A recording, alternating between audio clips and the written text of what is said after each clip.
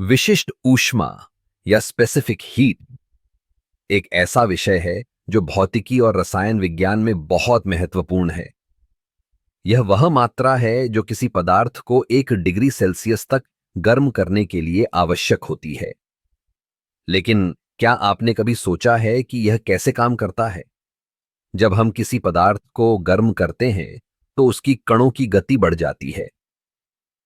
ये कण, जैसे कि परमाणु और अणु, एक दूसरे के साथ टकराते हैं और ऊर्जा का आदान प्रदान करते हैं। विशिष्ट ऊष्मा इस प्रक्रिया का माप है। अलग अलग पदार्थों की विशिष्ट ऊष्मा अलग अलग होती है। उदाहरण के लिए, पानी की विशिष्ट ऊष्मा बहुत अधिक है, लगभग 4.18 जूल प्रति ग्राम प्रति डिग्री सेल्सियस। इसका मतलब है कि पानी को गर्म करने के लिए हमें बहुत अधिक ऊर्जा की आवश्यकता होती है। यही कारण है कि गर्मियों में जब हम पानी पीते हैं तो वह जल्दी ठंडा नहीं होता। अब चलिए एक और उदाहरण लेते हैं, लोहे की। लोहे की विशिष्ट ऊष्मा केवल 0.5 जूल प्रति ग्राम प्रति डिग्री सेल्सियस है। इसका मतलब है कि लोहे को गर्म करने के लिए हमें कम ऊर्जा की आवश्यकता होती है।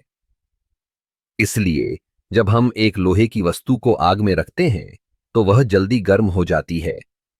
विशिष्ट ऊष्मा का एक और दिलचस्प पहलू यह है कि यह पदार्थ की संरचना पर निर्भर करता है। ठोस, तरल और गैस के रूप में पदार्थ की विशिष्ट ऊष्मा अलग अलग होती है। ठोस पदार्थों में कण एक दूसरे के करीब होते हैं, इसलिए उन्हें गर्म करने के लिए अधिक ऊर्जा की आवश्यकता होती है। वहीं गैसों में कणों के बीच अधिक दूरी होती है, जिससे उन्हें गर्म करने के लिए कम ऊर्जा की आवश्यकता होती है। विशिष्ट ऊष्मा का एक व्यावहारिक उपयोग भी है। जब हम खाना बनाते हैं तो हमें यह ध्यान रखना होता है कि किस सामग्री की विशिष्ट ऊष्मा कितनी है। जैसे कि चावल को पकाने के लिए हमें पानी की आवश्यकता होती है, क्योंकि पानी की उच्च विशिष्ट ऊष्मा उसे धीरे धीरे गर्म करने में मदद करती है।